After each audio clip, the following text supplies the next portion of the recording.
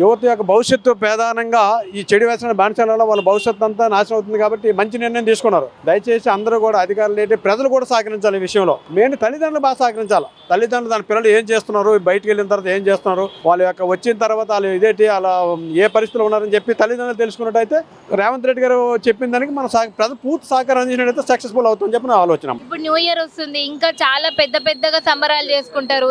దాని మీద మీ ఒపీనియన్? మనం ఇప్పుడు సంబరాల మీద అంబరాలు ఎక్కాలేమో యూత్ అనుకుంటే ఆ సంబరాల్లోనేమో ఈ చెడు వ్యసనాలకి బానిసలు అవుతున్నారు.